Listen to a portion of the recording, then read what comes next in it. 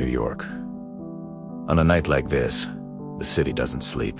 It just holds its breath. Rain washes the streets clean, turning the asphalt into a black mirror, reflecting a million hurried lives. From up here, the city looks like a galaxy of scattered stars. Each light a window into another story, another dream, another heartbreak. They say, this is the city that never sleeps, but sometimes, when the rain falls, it feels like the loneliest place on earth. Every drop that hits the glass feels like a ticking clock, a reminder of moments past. You can lose yourself in a city this big, or maybe you find a piece of yourself you never knew was missing. The sound of the rain, the distant wail of a siren. It's the city's own brand of poetry, a sad, beautiful song for the dreamers and the lost. In this endless sea of lights, you can't help but wonder, is anyone else out there looking back, feeling the same way? The rain will stop, the sun will rise, and the city will rush on. But tonight, it's just me. The rain and the million stories unfolding below. The dust settles in the abandoned 911 call center, a tomb of forgotten emergencies. For years, silence was the only operator. Then, the single phone rings, its red light a frantic pulse in the gloom. An automated voice answers, cold and metallic. 911. What's your emergency? But the voice on the other end isn't panicked. It's smooth, chilling, and it begins to tell a story. A story of a call made long ago, a desperate plea that echoed into nothingness. As the narrator's voice builds in intensity, the lights in the room begin to flicker. Then, a deafening roar as every single phone starts ringing at once. A symphony of unanswered cries, and just as suddenly as it began, it all stops. The line goes dead. The room is plunged back into silence. On a dusty screen, 2 words glow ominously. Call terminated. I know something you don't know. A secret. A big one. Do you want to hear it? It's about the old house on the hill. They say it's haunted, but I know the truth. I saw it with my own eyes. There's a treasure hidden there. A real pirate's treasure. Gold coins, jewels, a map. Everything. But we have to be careful. Someone else is looking for it too. A tall man in a black coat. He's been watching the house. We have to get there first. Tonight, when the moon is high, meet me by the old oak tree. And don't tell anyone. This is our secret. You're doing it again. Doing what? Shutting down. Leaving me out here in the cold while you retreat into that fortress of yours. I can't even hear the echo of my own voice in this silence. What do you want me to say, Clara? That I'm sorry, that I'll change. We've danced this dance 1,000 times. The music is getting old. I don't want music, Daniel. I want a conversation. I want to know what you're thinking, what you're feeling. Is that too much to ask? Feeling. You want to talk about feeling? It feels like I am suffocating. Like every word I say is the wrong one. Another brick in the wall you've built around us. I built that wall. I've been chipping away at it with my bare hands, hoping to find you on the other side. But you just keep adding more stones. Because I'm tired. Clara, I'm tired of fighting a battle I can't win.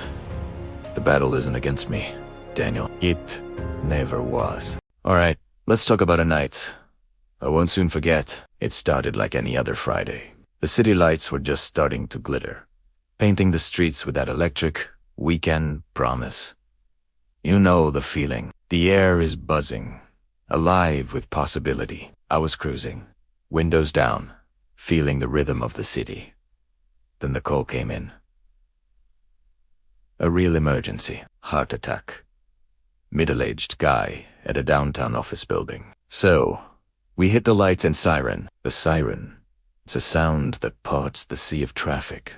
Right? Usually, weave through the cars, a red and white blur against the darkening sky. Everything's going smooth. We get to the scene. High-rise building. Fancy lobby. We're up the elevator, into a swanky office. The guy's on the floor, surrounded by concerned co-workers in expensive suits. Classic scene. He's pale, clutching his chest. We head to work, quick assessment. Get him on the gurney. The whole operation is textbook. Efficient. Professional. We're rolling him out, feeling confident. We've got this. We're the heroes arriving just in time. The patient's wife is there, her eyes wide with fear, but she trusts us. You can see it. That's the part of the job that gets you. That trust. We load him into the back of the ambulance. I'm in there with him. My partner Leo is behind the wheel. We're talking to the hospital, giving them the rundown. Vitals are unstable, but we're managing it. We pull out onto the main street, and that's when the dream turns into a nightmare. A sea of red taillights. Sole. Unmoving. It's Friday night. Gridlock. The kind that swallows the city whole. Leo lays on the horn. The siren is screaming its head off, but there's nowhere for anyone to go. We're trapped. A 10-block stretch to the freeway, and we're inching along like we're in a funeral procession, which, let's be honest, is a little too on the nose right now. Inside the box, it's a different world. The city's muted chaos is just a background hum to the steady, insistent beep of the heart monitor. Beep! Beep! Beep! It's the loneliest sound in the world when you're willing it to stay steady. My patient, let's call him Frank. His eyes are closed. His breathing is shallow. I'm talking to him, just low and calm. Hang in there, Frank. We're moving. Just a little traffic. You're doing great. You say these things, these little you say them for him, but maybe you're saying them for yourself too. Because the cool, calm professional on the outside, inside, my own heart is hammering against my ribs. Every second that ticks by feels like an eternity. I can feel the sweat trickling down my back. This isn't how it's supposed to go. We're supposed to be a blur of motion, a beacon of hope slicing through the city. Not a sitting duck. I check his vitals again. Blood pressure is dropping. Not good. Leo, how's it looking up there? My voice is steady, but I know he can hear the edge in it. It's a parking lot, man. A complete parking lot. There was an accident up ahead. It's all snarled. His voice is tight. He's feeling it too. He's a good driver, one of the best, but he can't work miracles. He can't make cars disappear. I can hear him on the radio, trying to get a police escort, trying to find an alternate route, anything, but every street is choked. The city has turned on us. That beautiful, glittering city I was enjoying just an hour ago now feels like a prison. Its arteries are clogged, and we're stuck in its dying heart. The beeping of the monitor becomes more erratic. Beep, beep, beep. It's a language I know all too well. It's the sound of a heart struggling, failing. Frank, can you hear me? Stay with me, buddy. I'm adjusting his oxygen, checking the foredrip. My hands are moving on autopilot. Years of training taking over, but my mind is racing. I'm looking at this man, a stranger, and I feel this overwhelming responsibility. His life is literally in my hands, and my hands are tied by 1,000 cars driven by 1,000 people just trying to get home for the weekend. People who have no idea that a life is hanging in the balance just a few feet away from their car stereo. The contrast is staggering. Out there, it's Friday night. In here, it's the edge of oblivion. I'm doing everything I can. I'm running through the protocols in my head.